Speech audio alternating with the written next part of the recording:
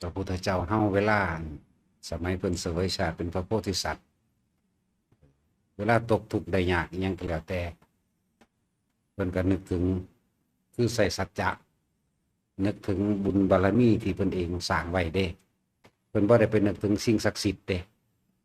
บ่ได้ไปนึกถึงผีสางนางไม้เทวดาเทพเจ้าอินพรหมทั้งใดบ่มีทางบ่เคยนึกถึงเด้อนั่นแหละเพิ่นนึกถึงเฉพาะเพิ่นใส่สัจจะกิริยาตลอดว่าถ้าเกิดเหตุการณ์หยังบอกภาษาเฮายังไงว่านึกถึงบุญแต่พวกเขามีบุญนี่ยังพอได้นึกถึงอยู่บ่นี่เนาะพวกเขามีบุญพอได้นึกถึงอยู่บ่เออจึงว่าทุกคนพยายามมาทำให้มันชินกับการทำบุญนี่ชินกับการมาสละตัวเองออก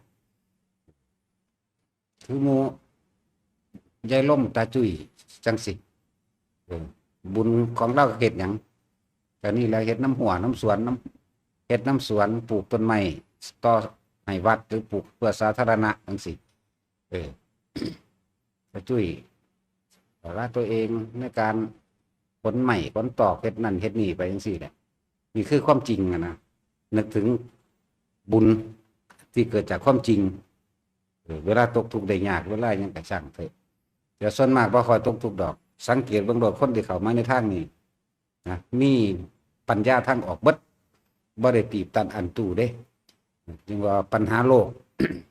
คนทางโลกความอยากเอาความอยากแก้บ่ได้ถ้าเอาธรรมะแก้ได้จึงว่าธรรมะสามารถแก้ได้เบิดทุกอย่างโลกแก้โลกบ่ได้ธรรมแก้โลกได้เรียกว่าพวกเขาสร้างสมบูรณ์อย่างคือผ้าปลูกต้นไม้ลองถิ่มความอยากอยู่เฮือนเจ้าของมาอยู่เฮ็ดอยู่วัดบางเรื่องดูมันสิคือกันอยู่บ่เฮาปลูกต้นไม้ต้นบักม่วงต้นบักฮุ่งอยู่เฮือนเฮาโอ้ยย่านแต่บ่ได้เด้คิด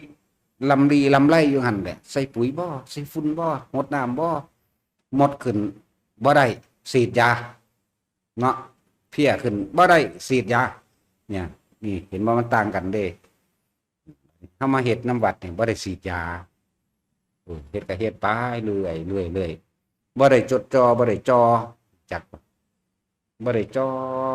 ซ้อมอยู่ตลอดเด้จิตมันติดจักมันติดตัว ติดอย่างติดความจักได้จากของเองแล้วว่าปลูกบักพริกปลูกบักฮุ่งบอกก็อยากงามก็มูอยากหมากไงก็มูอยากขายได้อยากราคาดีแล้วก็ย่องเอาพร้อมย่องของเจ้าของพร้อมเด้เนาะ นั่นแหละมีแต่การพอกพูดแล้วเพิ่มเด้ปัญหาแล้วธรรมดาเด้หมดขึ้นบ่ได้ห้อยมึงกระดอกกระเดียแท้โดนแล้ว บีบแน่บี้ทิ่มแน่ฉีดยาแน่ถ้ามันหลายก็ดีจอยจุวัดเท่าบ่ให้เฮ็ดเห็นป่ะก็ค่อยๆได้ยินได้ฟังสารธรรมค่อยๆได้ฟังไปเรื่อยๆมันก็หากินคือเฮาเนาะเนี่ยว่ามันจะกินแต่เฮาเนาะเนี่ยนั่นแหละ บางอย่างเฮาสมมุติว่าเฮามาอยู่วัดเฮามาฟังธรรมเฮาเข้าใจโดยเหตุผลตรรกะหรือคาดคะเนเอาโดยเหตุผลของเจ้าของเองมันเข้าใจอยู่เด้มันสรุปได้อยู่อนิจจังทุกขังอนัตตามันสรุปได้คนเฮาเกิดมาต้องพลาดพลาดจากสิ่งที่รักมันสรุปได้ผู้ใดก็เกิดมาตายทั้งเบิดนั่นแหละบ่มีผู้ใดรอดมันสรุปได้แต่ว่าความจริงมันละได้หรือบ่ละได้นี่แหละบัดนี้เฮาไปอยู่บ้านเฮาไปอยู่บ้านกับเฮาไปอยู่วัดมันสิคนละอารมณ์กันเด้ไปอยู่บ้านนี่เข้าใจว่ากูเฮ็ดได้อยู่ดอกเด้มันบ่แม่นที่บัดไปอยู่บ้านแล้วอันนั้นก็บ่ดีอันนี้ก็บ่งามอยากเฮ็ดแต่เขาว่างจัดเลี้ยงของบ่ถึกใจก็จมด่าไปเด้แม่นบ่ล่ะแต่มันจะเป็นจังซั่นอีหลีเด้บัดนี้ลูกเต้าเล่าหลานแลนเดียวกันบัดนี้ใจได้บัดนี้ความคิดได้บัดนี้วือโอ้ยสูแลนยังกระดอแท้มันสิล่มเสียบไม้เสียบน้ำมันสิตกเฮือนมันสินั่นมันสินี่มันสินั่นสินี่แหละคือจักบ่ความคิดนี่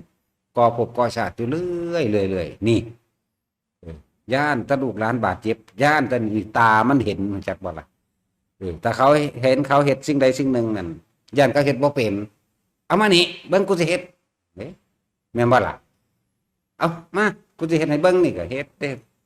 เออตอนที่เฮ็ดอยู่นั่นนะอารมณ์ความรู้สึกแบบนี้แบบนี้แบบนี้เนี่ยนั่นแหละพบเกิดมันจักบ่ล่ะนี่แหละเรื่องความจริงที่พวกเฮาเป็นอยู่เดี๋ยวนี้ทุกๆคนแต่ว่าบ่รู้นี่หนีร่องก็เลยบอกว่าเจ้าจะคิดว่าเจ้าสิปล่อยวางใดแต่ละเจ้าเพียงเข้าใจคำสอนอยู่เข้าใจซื่อๆเด้แต่ว่าบ่ทันได้เข้าถึงความจริงมันนั่นนะเข้าใจอยู่ว่ามันเป็นแบบนั้นเกิดมาตายเบิดนั่นแหละเข้าใจอยู่เออแต่ไปอยู่บ้านแล้วที่ ประเดี๋ยวก็ไกลขึ้นมาสะอันนั้นเคลียร์อันนี้เข้าเฮือนเข้าหยังแล้วเดี๋ยวเพิ่นกระดอกกระเดียแท้ไม่ไล่ตีไก่ไล่หมาไล่ไก่นี่ก็จังว่าล่องออกจากความเคยชินที่อยู่บ้านแล้วมาอยู่วัดล่องเฮ็ดอยู่วัดต่างกันคนละอารมณ์กันเด้เฮ็ดอยู่วัดบ่ค่อยมีอารมณ์ปานใดแต่ว่าอยู่บ้านเดี๋ยวไปเห็นลูกหลานแบบนั้นแบบนี้ก็จมด่าเขาแต่ว่าให้เขาเฮ็ดนั่นเฮ็ดนี่ก็บ่ถูกใจเจ้าของว่าเขาเฮ็ดบ่เป็นกูก็เฮ็ดเอาเองเด้แต่ว่าหยอกกันเขาเล่นน้ำจังซี่ย่านเป็นไข้เป็นหวัดเป็นไอเด้เนาะ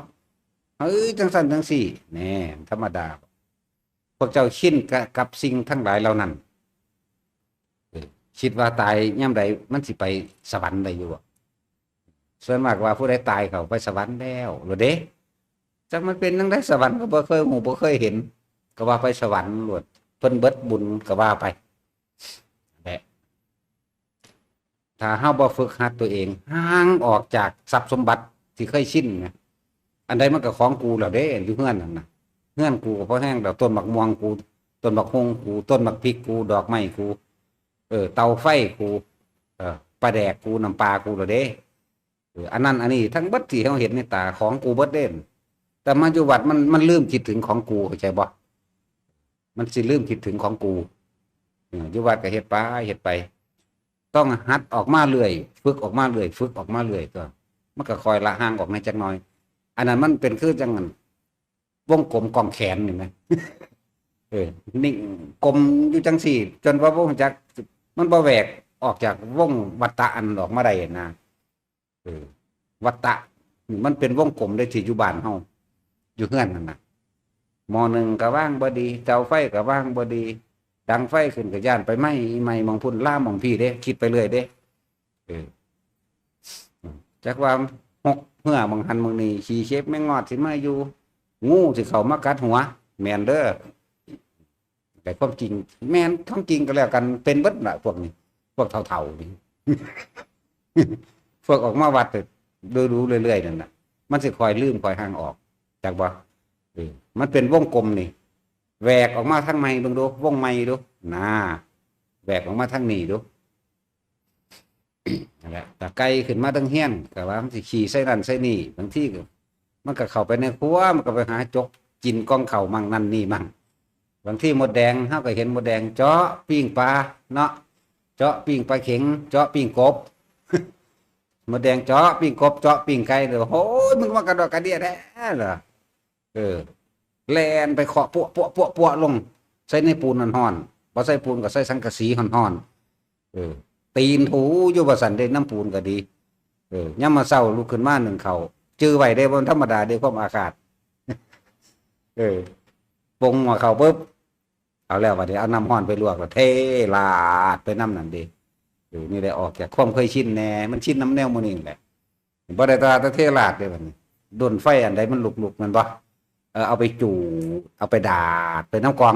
หม้อแดงนั่นแหละนี่คือความบ่รู้ของเฮาจังว่าพยายามลองออกมาเรื่อยๆเบิ่งดูเปลี่ยนความคิดใหม่แน่หั่นนะเปลี่ยนความคิดใหม่ออกจากคำว่าของกูทั้งเบิดนะธรรมดาบ่ว่าปลูกบักพริกบ่ปลูกบักทั่วบ่มักซิดาบ่บักฮุงบ่เพี้ยขึ้นบ่ได้แล้ว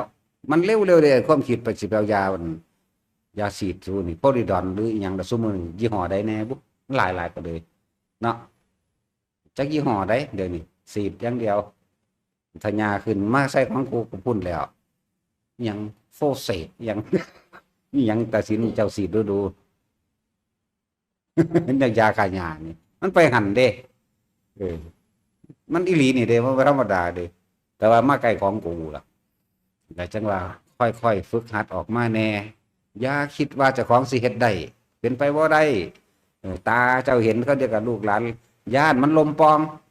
ย่านขามันหลูลมกองย่านมันตกเตียงย่านมันตกเฮือนมีตั้งแต่พบเกิดปุบปับปุบปับปุบปับอยู่ในความรู้สึกของเจ้าของเองพบเกิดล้วนๆเด่นมีแต่ย่านนั่นย่านนี่ก็เดียวหมาไม่เหี่ยวใส่นี่ก็ศูนย์ใส่หมาไม่เหี่ยวใส่เสาหัวเสายังก็แล้วแต่ถึงได้กันค้อนได้แล่นพิษกันกับหมากัดกับหมากัดกับหมากัดกับแมวกัดกับไก่เนาะกัดกับหมากัดกับแมวจิกกันกับไก่เห็นว่าเอาสังเกตเบื้องต้นเด้อฝึกหาตัวเองออกห่างจากคำว่าของกูออกห่างจากสิ่งที่เคยชินในตาเห็นธรรมดาบ่อังเทียแมวไปขี่ใส่เตาไฟกับต้มด่าแมวเนาะเคยเป็นวะเขาก็บ่เคยเลี้ยงแต่ว่ามันก็จักหมดละในคนนั่นแหละมันเป็นอีหลีสั่นหนึ่งหมดแดงปิ้งเจาะปิ้งไก่หมดแดงเจาะปิ้งกบปิ้งปลาเข็งเนาะเอาละบัดนี้เคาะปัวเด็จังสั่นแหละก็หมายเขาคือออกห่างออกจากสิ่งที่เคยชินที่แบบของกูเลยบ่ออกมาผมมาเฮ็ดเรื่อยแต่เห็นหน้าลูกหน้าหลานมันก็เป็นคือเก่านั่นแหละใหญ่เท่ากันได้กระสร้างดูกันแต่เห็นเขาเฮ็ดยังแน่เนี่ยมันอยากมันใส่เข้าไปเฮ็ดน้ำเขาโดดเห็นเขานั่นก็เนี่ยซ่าบ่ถือใจบ่ท่านใจย่านบ่ท่านกินอันเด้นะเงี้ยเวลาพี่เสือสมุทรอันนั้น พี่เสือสมุทรไปเฮ็ดให้เขาได้เป็นทวนรถก็บอกว่ามึงต้องเฮ็ดดักเฮ็ดรถแม่มึงเฮ็ดรถเฮ็ดมันพอใจกับคักรถ จังซั่นแหละ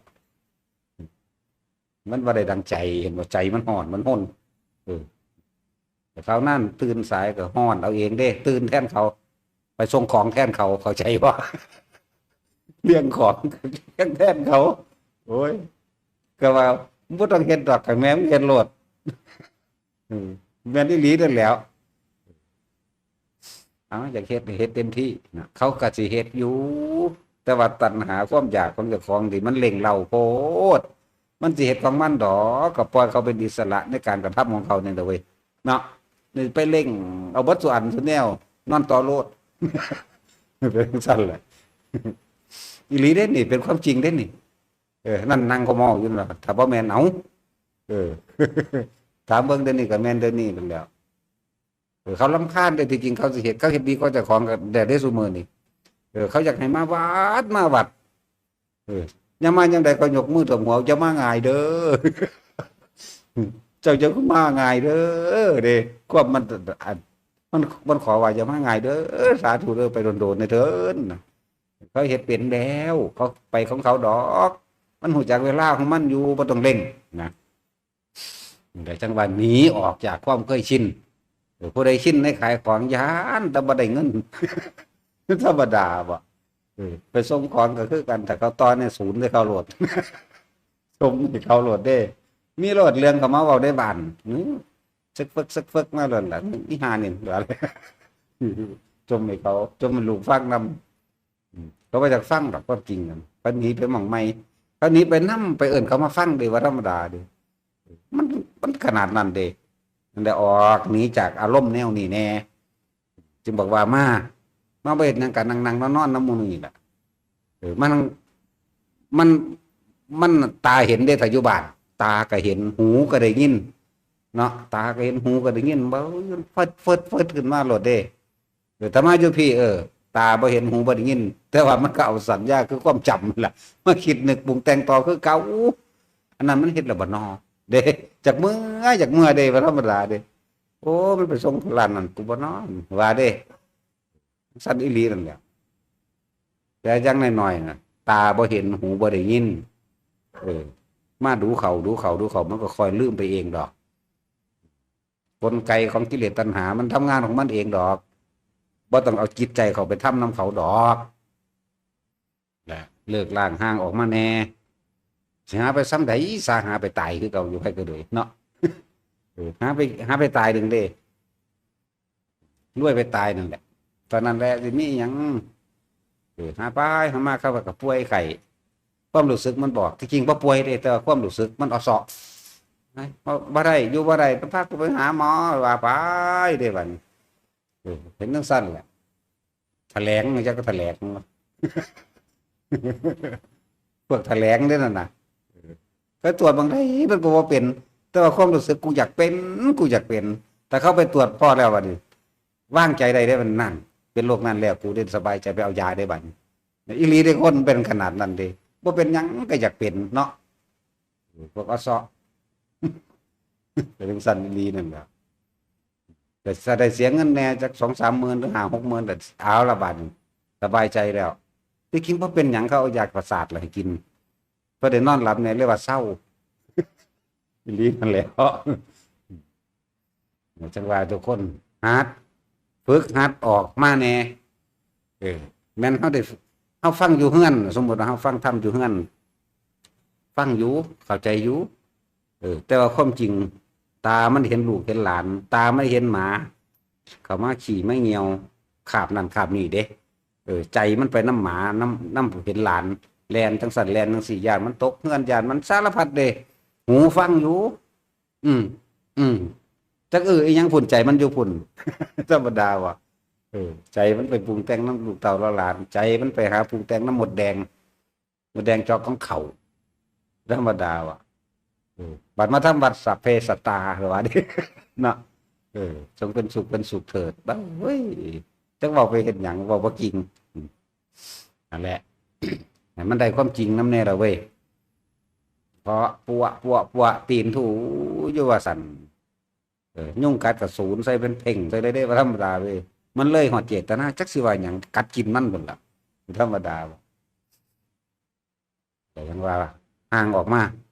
ห่างออกจากบ้านห่างออกจากความเคยชินในกิเลสตัณหาที่มันชินคักละอันเลยว่าล่องจักหน่อยแม้นมาวัดนี่มือหนึ่งเต็มนี่ความคิดอยู่บ้านก็จังมันเถิดคือมันสิผ่อนเบาลงมาบ่คืออยู่บ้านมันบ่ผ่อนเบาตาก็เห็นมันคูณ2หูก็ได้ยินมันคูณ2ด้วยความเร่งของมันถ้าห่างออกมาแล้วมันจะเอาแต่ความจำมาปรุงด้วยบัดนั้นมันเฮ็ดได้บอกว่ามันไปส่งร้านบ่เนาะอันนั้นอันนี้อยู่หันโอ้ยมันปิดประตูบังหันบ่เนาะเด้มันบ่ได้คูณ2มัน1อยู่หั่นนี่ธรรมดาก็นั่นแหละคือตอนที่เฮาคิดแล้วมีอารมณ์ความรู้สึกพอใจกับบ่พอใจแบบพบเกิดเด้อพูดถึงเรื่องของพบเกิดขนาดห่างออกมาแล้วมันยังเอาของเก่ามาคิดเอาความจำนั่นแหละถึงบอกว่าการแก้กรรมการตัดกรรมที่ดีที่สุดก็คือจะนำเรื่องเก่าๆมาคิดแล้วก็มาฝึกอยู่ในลมหายใจตัวเองนั่นแหละจังหวะแต่ละคนเวลาเกิดเหตุการณ์ร้ายเวลาเกิดเหตุการณ์น่าสะพรึงกลัวตกอกตกใจพวกเขามีบุญอันใดพ่อได้คิดถึงอยู่บ่มันมีพ่อได้คิดถึงอยู่บ่ครั้งพุทธเจ้าเฮาเสวยศาสตร์เป็นโพธิสัตว์จันทกุมารพอเพิ่นสมัยสัตว์เป็นมิจฉาอยากไปสวรรค์ทั้งดีแต่ว่าหารู้ไหมว่ามันเป็นกลไกเหลี่ยมของบักอาปุโรหิตจีโกงอันนั้นมันเคยตัดสินคดีมันเคยกินสินบนของเขามันเคยได้มีรายได้มื้อนึงจันทกุมารก็เลยไปตัดสินถูกต้องเที่ยงธรรมคนก็เลยนิยมชมชอบก็เลยให้จันทกุมารมาเฮ็ด10 คดี20 คดีขึ้นไปมันขาดแล้วได้ที่บ่เลยหาเรื่องพอดีกับมันพอเพิ่นนั่นน่ะไปฝันว่าได้ไปสวรรค์จังซั่นจังซี่ไปเห็นนางฟ้าสวยงามจังซั่นสิโอ้ยพระองค์อยากได้ทั้งเป็นบ่ซั่นโอ้ยมันมีอยู่บ่มีว่ะเห็นบ่บักปุโรหิตชิโกงอ่ะมันก็ว่าไปสวรรค์ทั้งดิบก็ได้เด้ซั่นเอามีอีหลีบ่เฮ็ดจังใดพระองค์ต้องบูชาของอันเป็นที่รักเด้อบูชาหยังบูชาลูกบูชาหลานนี่แผนมันที่จริงก็คือว่าสิขาจันทกุมารเท่านั้นแหละแต่ว่ามันบอกประกอบเรื่องบูชาช้างม้าวัวแพะแกะแต่ว่าที่สำคัญขาบ่ได้คือรูปอันเป็นที่รักบุคคลอันเป็นที่รักว่าธรรมดาบ่ ทั้งแม่ทั้งเมียบูชาเรียกว่าบูชายันนะต้องบูชายันโดยสิ่งของเหล่านี้7อย่างนี้นะบ่ได้ธรรมดาความจริงมันคือจะขาดพระจันทร์พุทธกุมารนั่นแหละประกอบเรื่องก็คือหาวิธีตกลงกันว่าเอาให้ได้ล่ะครับเพิ่นสิเตือนเนี่ยได้ก็สร้างเขาสิยกเว้าเรื่องมันเป็นไปบ่ได้ดอกสิไปบูชาบุคคลมันเป็นที่รักล่ะสิไปสวรรค์เขาเตือนหลายอะไรอย่างแต่บ่ฟังแล้วบักปุโรหิตนั่นแง่หูอยู่เลยแง่หูอยู่เลยจนถึงที่สุดท้ายแล้วสิเอากิ่งล่ะบัดเป็น6-7ครั้งล่ะนี่ถอยเพิกอยู่นี่สุดท้ายมาพระองค์เป็นหยังคือบ่เด็ดเดียวกับสัตว์ตัดแล้วบ่คืนคำเลยต้องเฮ็ดตามนั้นเพราะสั่นพระองค์บ่ได้ไปสวรรค์ทั้งดิบนั่นแหละส่วนหมู่แม่ของมโหสถก็อ้อนวอนหาเทวดาอินทร์พรหมผีสางนางใหม่ต่างๆมาซอยผู้นั้นผู้นี้อ้อนวอนแต่ว่าพระโพธิสัตว์เฮาบ่อ้อนวอนเด้บ่ได้อ้อนวอนนั่นเพิ่นเว้าสัจจะเห็นบ่ความดีของเพิ่นเองข้าพเจ้าเนี่ยเขาตั้งสัจจะว่าปุโรหิตขี้โกงผู้นี้มีเล่ห์กลม่านยาแน่นอนเนื่องด้วยข้าพเจ้าเป็นคนตัดสินคดีอันเป็นของเที่ยงแท้ยุติธรรมเลยมีม่านยาว่าจะฆ่าข้าพเจ้าตนนั้นเองนี่ถือว่าเป็นความดีนี่ถือว่าเป็นสัจจะเป็นบุญกุศลที่ผู้ฆ่าได้เหตุมาตลอดด้วยสัจจะอันนี้เหตุการณ์ใดทั้งปวงจงอันตรธานหายไปเถิดพระอินทร์อยู่บ่ได้ที่นั่นบ่ได้ไปเอิ้นพระอินทร์มาได้ล่ะแต่ว่าพระอินทร์อยู่บ่ได้มันฮ้อนก้นนั่งอาสนะบ่ได้เอิ้นฮ้อนก้นฮ้อนดากโอ้ยมันยังเรื่องยังเกิดขึ้นเนาะกูนะดอกฮ้อนต้นฮ้อนโตก็เล่งทิพจักขุลงมาส่องเบิ่งเรื่องมนุษย์โอ้ยคนมีบุญตัวนี้กำลังถึกรังแกใส่หลายนั่นแหละเพิ่นบ่ได้เอิ้นพระอินทร์มาเด้เพิ่นบ่ได้เอิ้นสิ่งศักดิ์สิทธิ์เด้แต่เพิ่นใส่สัจจะของเพิ่นอันเป็นบุญที่เพิ่นได้ตัดสินคดีต่างๆโดยความเที่ยงธรรมยุติธรรมนั่นแหละพระอินทร์ลงมาที่แปลงเป็นยักษ์บักใหญ่ถือกระบองไฟตีหัวสิตีพอเพิ่นนั่นแหละจักว่าล่ะมันมีอยู่ศาสตร์ใดเล่าลงมาจากสวรรค์สั้นนั้นก็ว่าไป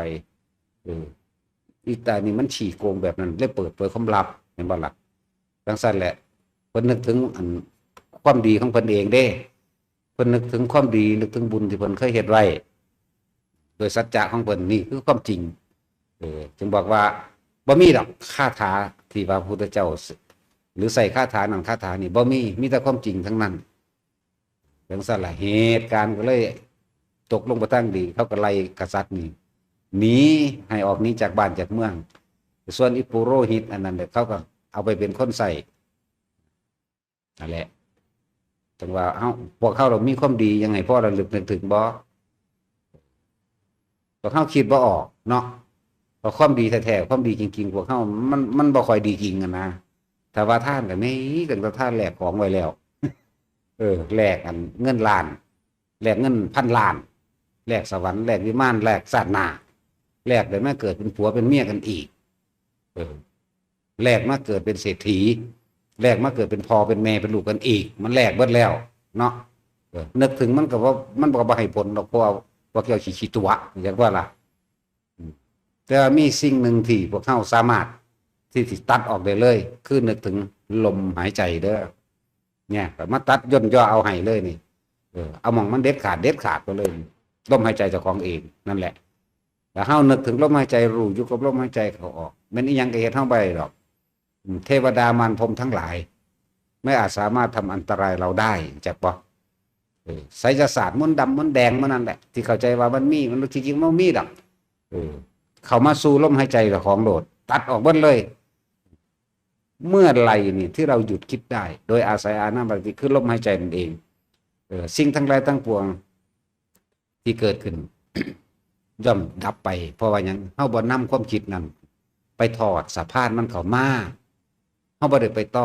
อถอลำเลียงจักบอกคนเฮาสุขและทุกข์นี่เกิดจากคิดแม่นบ่ล่ะแม่นบ่แท็กซี่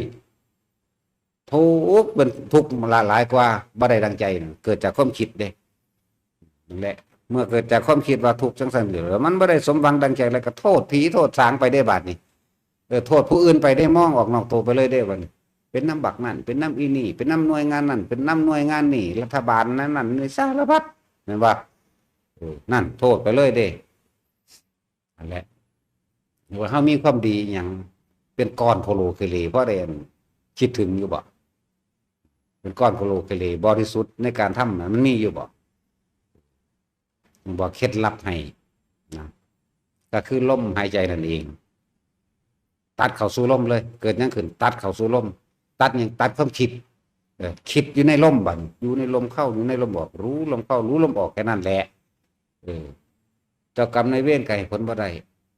ม่านพรหมเทพเทวดาทั้งมนุษย์และอมนุษย์ไม่อาจสามารถทำอันตรายได้จื้อไว้โลดอันนี้ด้วยอานาปานสติอยู่เนี่ย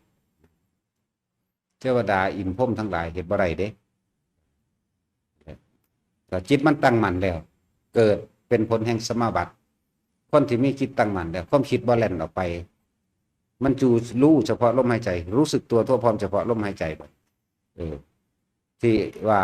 มันปกป้องคุ้มครองเฮาได้ก็ตัวเฮาเองเพิ่นเรียกว่าสตินั่นแหละคุ้มครองเฮาได้ดีที่สุดเพิ่นบ่อธิบายขยายความเพิ่นว่าสติมันก็เป็นคำกว้างอีกเฮาก็เลยว่าลมหายใจนี่แหละจ่อเอามองมันเพื่อเข้าใจง่ายเวลาใดเกิดเหตุการณ์ใดก็ช่างนะส่วนมากก็ไล่ๆแล้วคนอันดีๆมันบ่ค่อยนึกถึงมันได้ลมหายใจนี่เนาะไล่ๆแต่จากผ่านเหตุการณ์ไล่ไปได้กลับมาลมหายใจเมื่อเข้าสู่ลมหายใจแล้วความคิดของเฮาบ่ถอดสะพานจากว่าบ่ถอดสะพานเรื่องหลายๆเข้ามาให้เจ้าของเองเล่าร้อนกังวลทุรนทุรายม่านทั้งหลายจึงบ่อาจสามารถเข้ามาทำลายความใจเฮาได้เพราะว่าเฮาบ่ถอดสะพานให้มันบ่ไปต่อท่อลำเลียงมาให้มันทุกข์ก็เลยเกิดขึ้นบ่ได้จากบ่ล่ะบ่ว่าถ้าทุกข์เกิดขึ้นบ่ได้สุขก็บ่เกิดคือกันถ้าผู้ใดอยู่ได้ลมหายใจได้เพราะว่าสุขกับทุกข์ทุกข์กับสุขเป็นของติดเนื่องกันอยู่เห็นบ่ล่ะ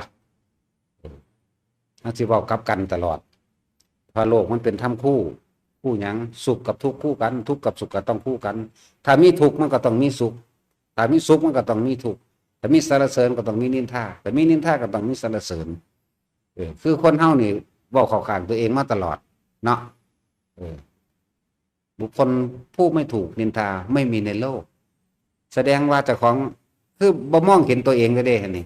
คือบ่ย้อนเข้ามาเนี่ยกูไม่นินทาใครเลยไม่เคยมีตั้งแต่เกิดคือบ่ว่าเนี่ยเนาะคนที่ไม่นินทาผู้อื่นบาดนี้เฮาสิเว้าไม่มีในโลกแม่นบ่ล่ะบ่มีเอาผู้ใดบ่เคยเว้าพื้นคนอยู่นี่มีอยู่บ่มีเฮานี่หังคักแล้วกูเว้าพื้นเลยนี่ว่านี่เฮานี่หังเว้าคักเนาะบ่ว่าแต่เว้าพื้นเนาะเว้าต่อหน้าโลดก็เว้าธรรมดาบ่แวกมาเบิ่งแม่ดาโลดเด้อีหาโลดเด้บ่ว่าแต่เว้าพื้นเว้าทั้งเทิงพร้อมบ่เว้าแต่พื้นเด้เว้าทั้งหัวก็เว้าพื้นก็เว้ารับหลังก็เว้าต่อหน้าก็เว้ากลางๆก็เว้าเว้าเบิดซุแนวอย่าเข้าข้างกับของหลายเด้อผู้ใดก็เลยอย่าหาแต่ว่าผู้อื่นว่าพื้นเจ้าของหลายนินทาเจ้าของหลายเวลาเป็นนั้นนี่มาปลอบใจกันเองเด้คนไม่ถูกนินทาไม่มีในโลกว่าเด้คือพระเฝ้าแหน่เนาะคนไม่นินทาผู้อื่นไม่มีในโลกดอกนี่โดยเฉพาะกูแม่นบ่ล่ะแท็กซี่มันเคยเว้าพื้นคนบ่ซั่นเว้าซุมื้อตัดสินเว้าซุมื้อแม่นบ่จังซั่นแหล้วเว้าซุมื้อมีดอกมื้อใดบ่เว้าเฮาคังเว้าคักนี่กำลังเว้าพื้นคนก็คักแล้วนี่นินทาคนก็คักแล้วนี่นินทาคนพร้อมนินทาหมาพร้อมเด้ว่าธรรมดาเด้บ่นินทาแต่คนเด้ด่าก็บ่ด่าแต่คนด่าหมาพร้อมด่าเบิดตัวแนวด่าฮอดพระอินทร์พระพรหมก็ด่าธรรมดาบ่เนาะจังซั่นแหล้วนี่แหละหันเข้ามาเบิ่งเจ้าของไปก็ดีเกิดหยังขึ้นก็ช่างสิ่งที่เฮานึกถึงและอยู่กับตัวเองเด้อลมหายใจตัวเองจักบ่ล่ะจักว่าลมหายใจแห่งความคิดถึงก็คิดถึงลมหายใจแหน่จะไปคิดถึงแต่ผู้อื่นหลาย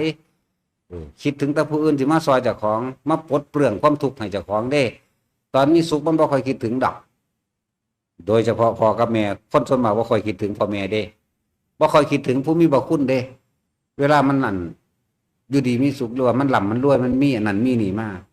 ปุ่นมันหลงละเลิงไปกับหมู่กับพวกเด้แม่นบ่จักซี่ก็คอยคิดถึงได้เออมีอยู่อาจจะ1,000 ล้านละ1 คน เอา1,000 ล้านละหนึ่งซะผู้อยู่ดีมีสุขเราคิดฮอดพ่อคิดฮอดแม่เออได้กินอาหารดีๆแซ่บๆน้ำตาตกโอ้ยพ่อกับแม่กูได้กินจังซี่วะน้อนี่มันธรรมดาเด้มันมีอยู่1,000 ล้านละหนึ่งอยู่คนเดี๋ยวนี้มีเท่าใด7,200 ล้านเนาะอยู่จัก7 คนอยู่จัก7 คนเคิงไป นี่เท่านั้นมันธรรมดาเด้อไปจับเสื้อผ้าในมันนิ่มๆนวลแต่ย่ามหนาวเห็นผ้าอุ่นๆนี่คิดฮอดโดดเด้ปึ๊บเขาคิดฮอดโลดคือเฮาตะกี้มันถูกข์มันยากเว้ยมีหยังห่มได้ห่มเบิดนั่นแหละห่มฮอดเสื้อขาดๆมันหนาว เนาะแต่สินรุ่นมื้อนี้แม่นเบิดนั่นแหละโอ้ยมันหนาวหม่นเข้าไปน้ำกองเฟือกเลยมันหนาวเนาะยุดเข้าไปมันหนาวเว้ยเสื้อขาดหมอนขาดยังเอามาตุ่มใส่กันเบิดเด้หม่นเบิดส่วนมากนะคิดถึงเวลาเจ้าของตกทุกข์ได้ยากคิดฮอดโลดพ่อแม่บ่แม่นว่าคิดฮอดสิไปตอบบุญแทนคุณเด้คิดฮอดสิไปเอาเงินนำแม่นว่าตาสินแต่บ่มีหยังนะแล่นโลดแล่นไปหยังแล่นไปเอาเงินนำเพิ่นตอนที่ตาของมีเงินอยู่ตอนตาของมีความสุขสบายบ่คิดฮอดปุ่นไปเล่นไปโฮ้ไปแซวกับหมู่เด้อีหลีนี่ความจริงไปจังซั่นเด้จังซั่นแล้วว่าพวกเฮาเวลาตกทุกข์ได้ยากลำบากมานี่มีความดียังให้คิดถึงบ่ความดีของกับของเด้บ่แม่นคิดถึงความดีของแม่ ของแม่ของพ่อเด้ตกทุกข์ได้ยากมาแต่คิดถึงความดีของพ่อของแม่คืออยากไปเอาเงินเนาะตอนที่เจ้าของสบายยังบ่คิดฮอดปานใดดอกเล่นหลงละเริงไปเดี๋ยวบัดนี้ส่วนมากคิดได้เมื่อสายไปแล้วจังซั่นเบิดโตแล้วจังคิดได้พ่อแม่พันตายบางคนพ่อแม่ตายแล้วจังคิดได้ก็มีแม่นบ่ล่ะบางคนต่อแหงตะของตายแล้วจังไปคิดได้ในนรกบ่เฮ็ดอีกแล้วบ่เฮ็ดอีกแล้วเด้มันธรรมดาบ่นี่แหละ จังซั่นฉะนั้นพวกเฮามีดีอยู่อย่างหนึ่งที่พวกเฮาได้คิดถึงเร็วคือลมหายใจเด้อตัดออกให้เบิดตัดความเร่าร้อนตัดความกังวลตัดความกล้าและกลัวตัดออกด้วยการกลับเข้ามาอยู่กับลมหายใจนี่แหละเป็นสิ่งที่อยู่กับตัวเฮาเลยบ่หวังบ่ปรารถนาบ่ใดๆทั้งสิ้นอยู่กับลมหายใจโลดนี่เคล็ดลับทั้งเบิดในธรรมะนี่จักบ่ล่ะธรรมะสิเพิ่นสอน 84,000 พระธรรมขันธ์เฮาบ่จำเป็นต้องไปรู้หยังมากหรอกรู้เข้ามาลมหายใจทีเดียวโลดอันเดียวโลดนี่แหละดีสูงสุดแล้วยักว่าล่ะในเมื่อเฮาบ่นึกถึงความดีเฮาบ่มีความดีอะไรเป็นก้อนเป็นชิ้นเป็นอันน่ะนะให้นึกถึงได้นึกถึงผู้ดังนี่ของโลดจะไปนึกถึงผู้อื่นเขาเอาสุขเอาทุกข์ให้เจ้าบ่ได้เจ้าเองเฮ็ดเองมาเกิดเอาเองสุขก็คิดหาเอาเองทุกข์ก็คิดเอาเองอยากหยุดทั้งเบิดเข้ามาลมหายใจโลดนั่นแหละจึงบอกว่าพุทธเจ้าเฮานี่สละตนเองมานี่ตามธรรมดาเพิ่นสิเอาอรหันต์แต่สมัยพระปุราณทีปังกรเพิ่นก็ได้เริ่มต้นแรกเกิดเป็นนางสุธิดาเป็นน้องสาวของพระพุทธเจ้าปุราณทีปังกรเด้บ่แม่นพระทีปังกรเด้อันนี้สัตว์คนละเรือนกันแล้วเด้นี่เท่าใดล้านพระพุทธเจ้าแล้วเด้แต่20อสงไขยขึ้นหลังมันได้สิเว้ามาอยู่เดี๋ยวนี้20อสงไขยขึ้นหลังผู้ใดก็เข้าหาอ้ายเพิ่นแล้วลูกคนละแม่ได้ต้องฟังให้ดีๆจักหน่อยมันสิแย่งแม่พระพุทธเจ้าออกลูกผู้เดียวท้องนั้นมีสำหรับเหมาะกับคนแค่ผู้เดียวเท่านั้นเป็นคนละแม่เด้อบ่พอเดียวกันนั่นคนละแม่บ่ซั่นมันสิว่าตอนนี้ผู้ใดก็เห็นเข้าหาพระพุทธเจ้าองค์นั้นเข้าไปแบบเฮ็ดจังได๋กูสิเป็นจังซี่หนอน่ะก็เลยไปเว้าเฮ็ดจังได๋อยากเป็นพระพุทธเจ้าคืออ้ายเด้เพิ่นก็แนะให้ปรารถนาตอนเป็นผู้หญิงมันบ่ทันได้ดอกแต่ว่าปรารถนาเป็นผู้ชายซะก่อนเนี่ยเพิ่นก็บอกวิธีให้บ่ไม่ได้เป็นผู้ชายแล้วเฮ็ดจังได๋สิได้เป็นผู้ชายรักษาศีล8ด้วยเจ้าผัวนะในความมุ่งมั่นเพิ่นก็บำรุงพระพุทธเจ้าอยู่ถึง 70,000แล้วก็พระพุทธเจ้าในสาวก ที่ว่า2 ล้านเป็นเด้อังคาดถวายเค้นทุกองค์เด้จักว่าถวายพระเขาถวายเขา2 ล้านองค์เดี๋ยวความปรารถนาเฮ็ดจังซั่นถึง7 มื้อพระเจ้าว่าได้ทำนายให้เด้ถ้าเจ้าเฮ็ดจังสิเจ้าจะเป็นผู้ชายอยู่ดอกแหน่สำหรับคำนี้นึงเด้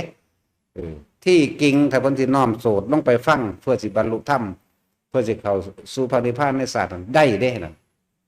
มันธรรมดาเด้จะเป็นหยังยังมาอดมาทนน้ำคนน้ำหมาคักแท้คือศูนย์แทนเด้เนาะจังซั่นแหล้วมาอดมาทนหยังกะดอกภาษาสำนีเนาะบ่ทันได้รับพุทธธรรมนายเด้นั่นน่ะจักบ่พูนเฮ็ดมาเท่าใด10 กว่าอสงไขยแล้วเราจังมาออกปากอีก7 อสงไขยเราจังมาได้รับพุทธธรรมนายอีก4 อสงไขยแสนมหากรัปเป็นกำไรพะนะกำไรหามันกำไรถูกปานนี่ ธรรมดาว่ากำไรถูกได้นั่นแหละบัดนี้เฮามาย่นเอาเคล็ดลับของเพิ่นนี่แหมลมหายใจนี่แหมบ่ซั่นสิว่าแบบเฮานี่มันอมเข้าไว้อูรูอยากว่าล่ะแค่คืนกินลงไปซื่อๆเด้ก็คือเฮานี่จ่ออยู่แค่ลมหายใจ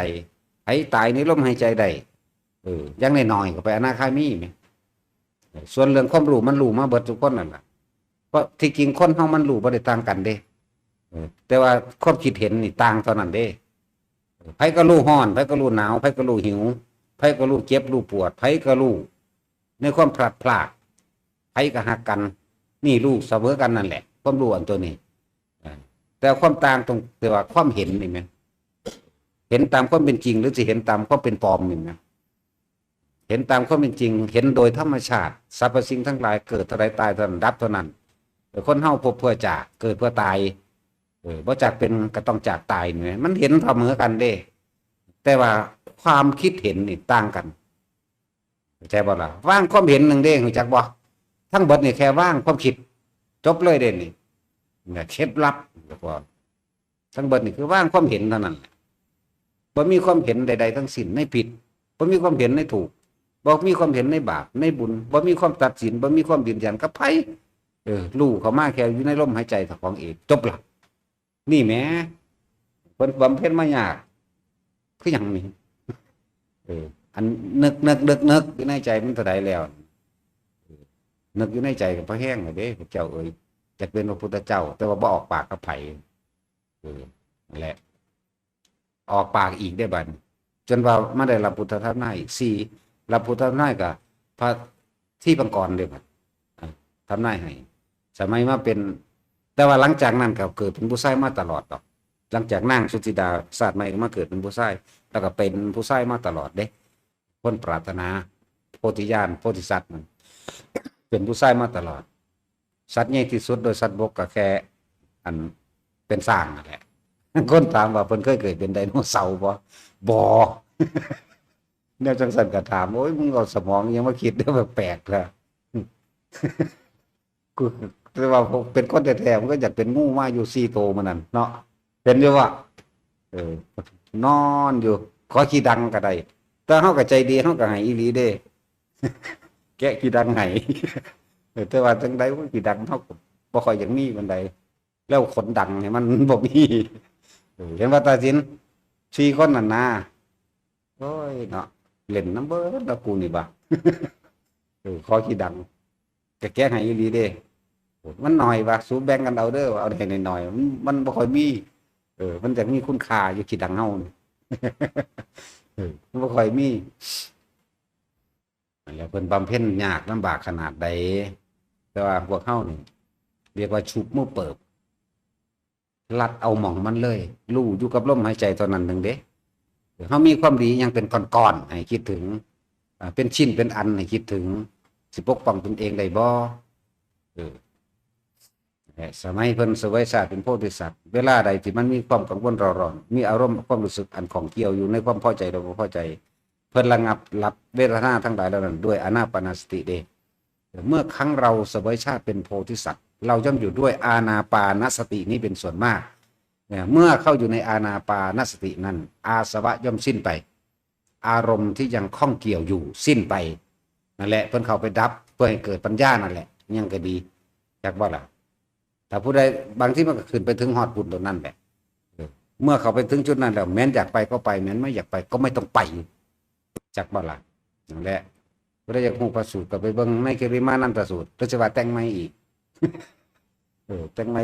หรือแต่งเขาก็สร้างมันน่าว่าแตะกูไปไอ้เนาะเท่านั้นตัว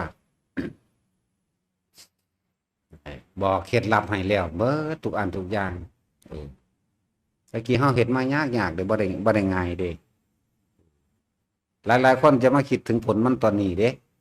ตอนนี้มันเป็นผลสำเร็จแล้วทุกคนมาเสวยผลมันเด้นี่คือจังเฮาสร้างวัดมานี่มันยากคือหยังนี่เด้มันธรรมดาเด้มาเห็นจังซี่โอ้ยบารมีนะว่าซานบารมีมันรอดตายมันได้บารมีอันจักว่าล่ะธรรมะอันนี้ก็คือกันความจริงที่เฮาเข้าไปรู้นี่เฮาเอาตัวเองเข้าไปแลกเบิดได้นี่เอาตัวเองได้เข้าไปวัดเอาตัวเองได้เข้าปฏิบัตินี่แลกมาพอแห้งเลยด้วยชีวิตเด้จังมาหาเคล็ดลับมาให้เฮ็ดไปเบิดทุกวิธีกับศีล40อย่างอันบ่แม่นกรรมฐาน40อย่างได้เบิดเฮ็ดทดลองเบิดรู้เบิดนี่มันยังดับอารมณ์บ่ได้นี่แหมบัดมาอยู่กับลมเดี๋ยวมันสังเกตไปสังเกตมาอ้าวมันอยู่หนีแน่อันนั้นยากๆตะกี้สอนเบิดนั่นแหละมโนมยิทธิก็สอนตะกี้บ่แม่นเราบ่สอนสั่นบุบบับเข้าเดี๋ยวเขาก็ว่าความนั่นความนี่ผีเจ้าเขาส่งยังก็ว่าไปเขายังก็สร้างแม่มันยังมีเบิดเด้ที่จริงกว่านั้นอีกตอนเฮาสิพาแนวเฮ็ดเล่นโอ้บ่เอาแล้วนะถือว่าเลียตนเขาก็บ่แม่นดอกมันซ่าบ่เลียตนไผดอกทั้งบ่ฮักไผพร้อมแล้วแต่หิแมงของไปของมันโดดเนาะ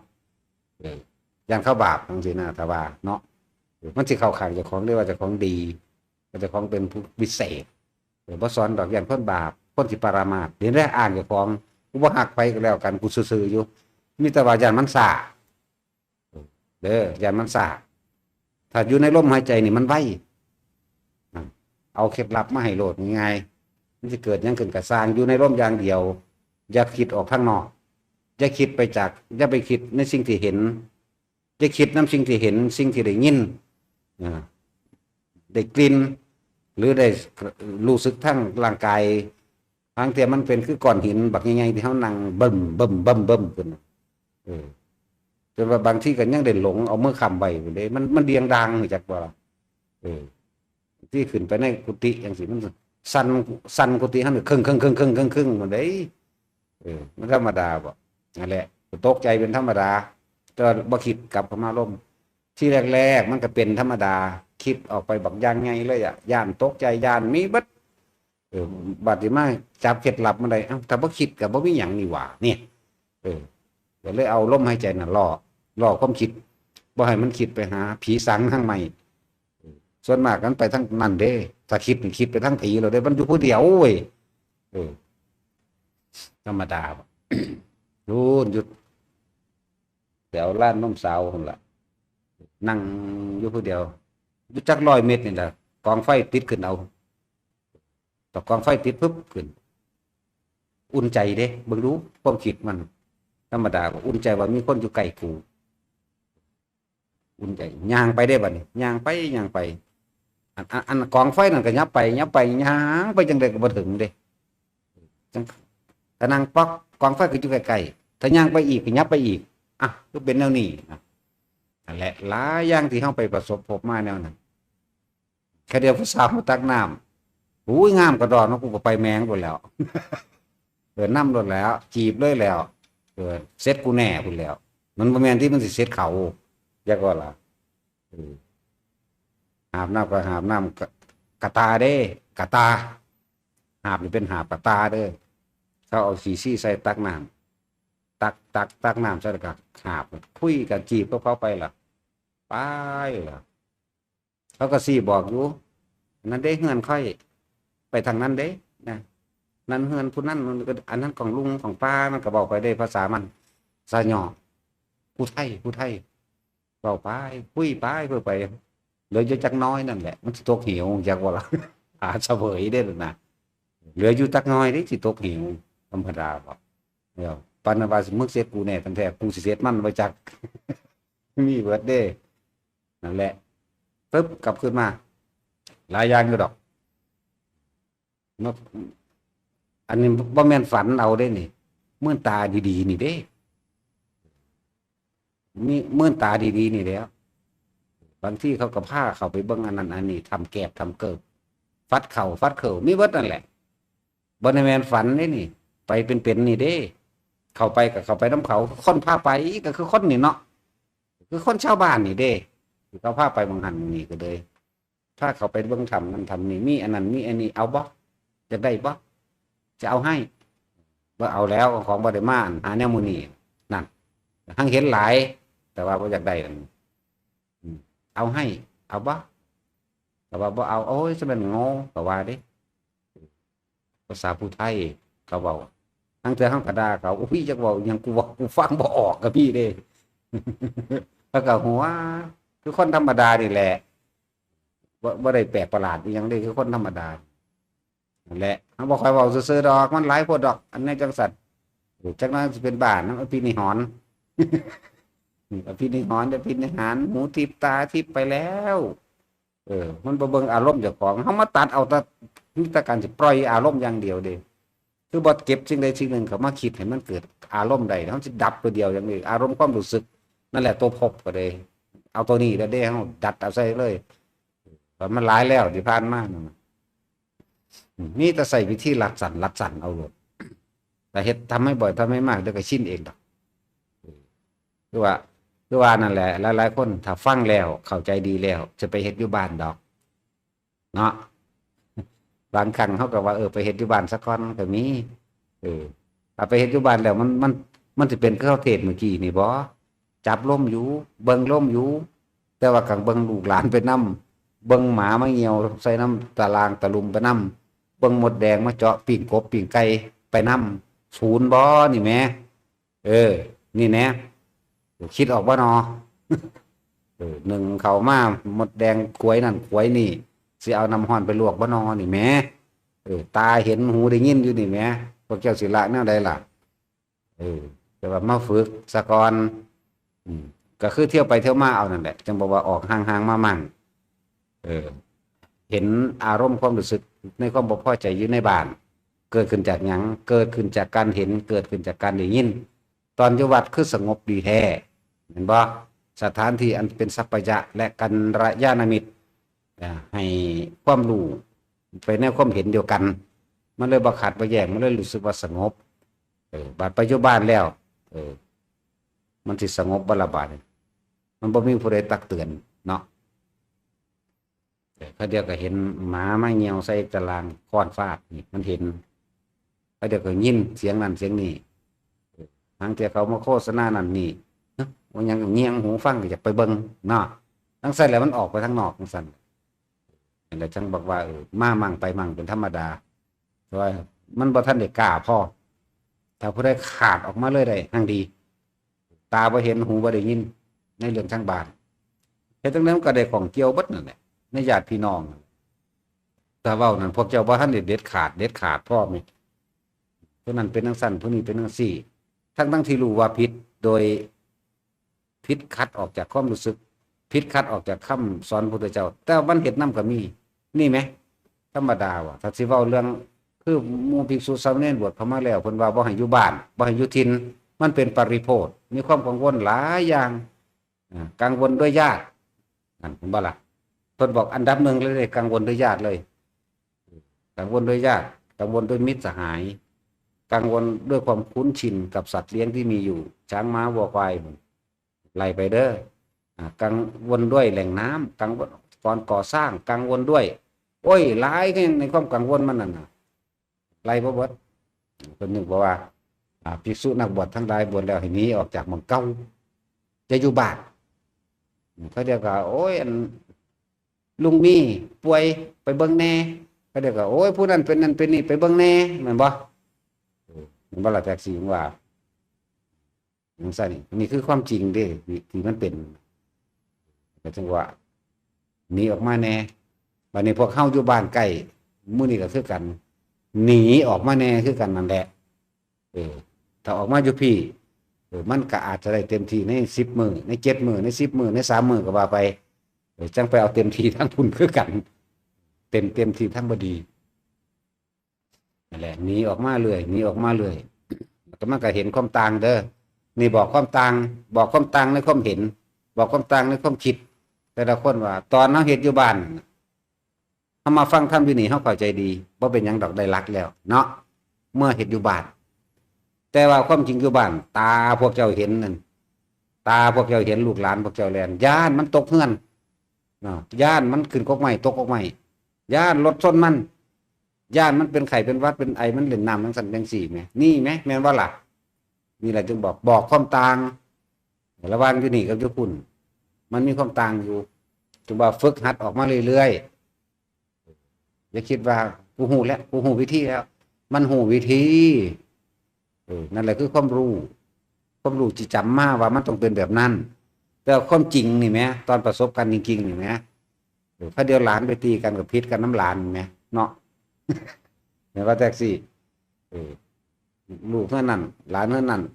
มาเล่นน้ำกันเขาเล่นไปกันมาตามภาษาเด็กหน่อยมันต้องไม่งอคอมาปักให้ศูนย์ใส่กันน้ำเผาหรอ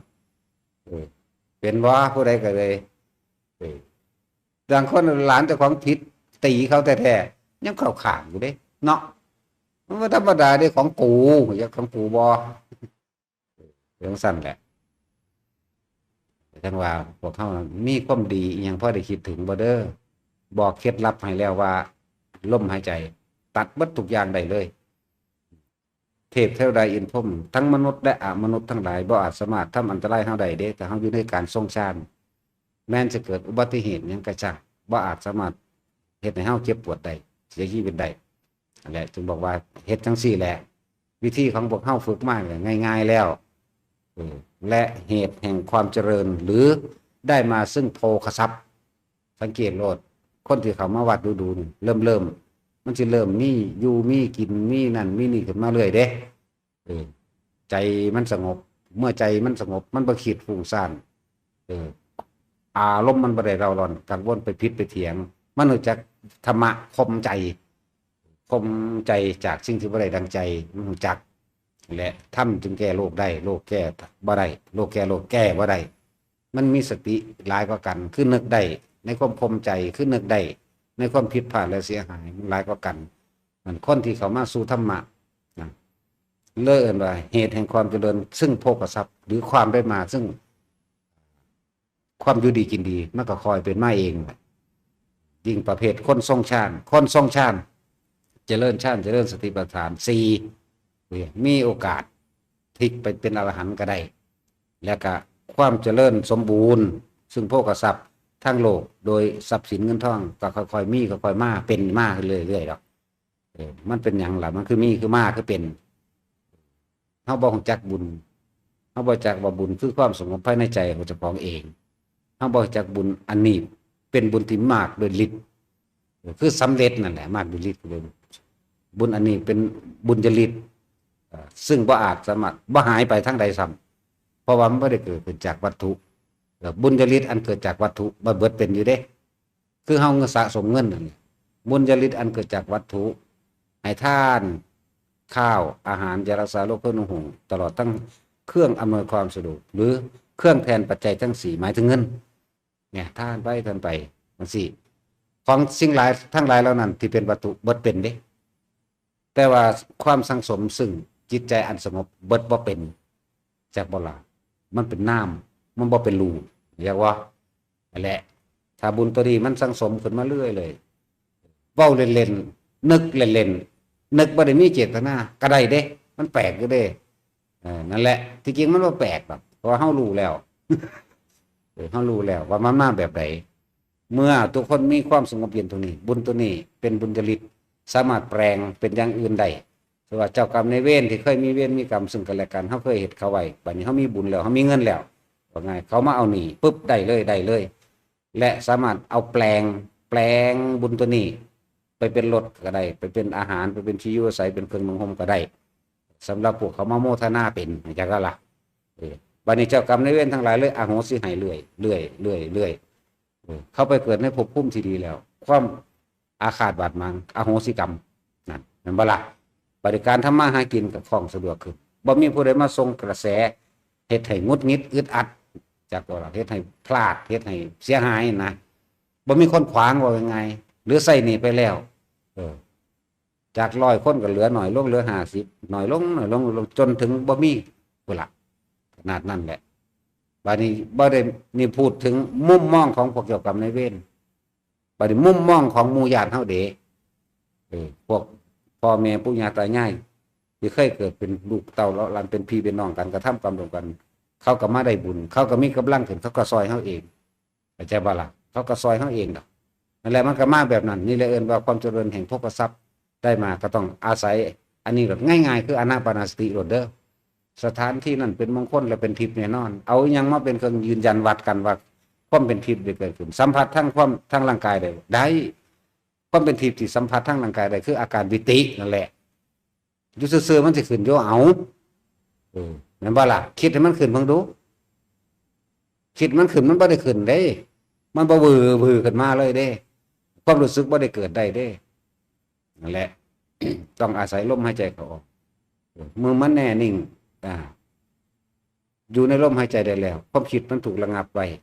ความรู้สึกคืออาการปิตินั่นแหละความเป็นทิพย์มันเกิดขึ้นมาเฮาเอิ้นอาการปิตินั่นแหละปิติ5อย่างแต่ว่านี่เฮาใส่ระบบเทคนิค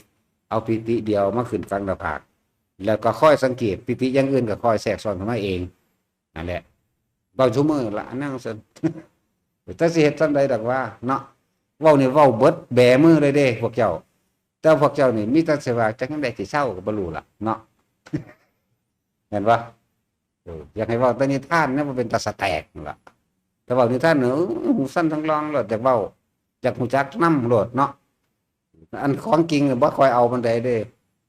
ของปลอมนี่มักแท้ๆเนาะเหงานอนโงกๆงากๆเข้าโลดจังนี่หยังมันตะศูนย์อย่างงี้เด้เวลาเฮาแสดงออกมานี่ว่าอุ้ยมันออกมาจากมันเบิดเปลือกอยากว่ามันเทออกเลยคือแค่อยู่ลมหายใจดีนั่นแหละก็เฮามีดีเฮามีก่อนดีพอให้นึกถึงบ่เพราะได้บังของได้บ่จากอันตรายเฮามีก่อนบุญเป็นสิ้นเป็นอันบ่สิเลยบอกเคล็ดลับให้นี่แต่มันคิดหยังบ่ออกกลับเข้ามาลมหายใจคิดถึงลมหายใจอยู่แค่นี้นึงเด้นั่นแหละผู้ใดว่าจะเกิดอีกก็อยู่ในลมหายใจผู้ใดจะเกิดอีกก็คิดไปทั่วทีบรอด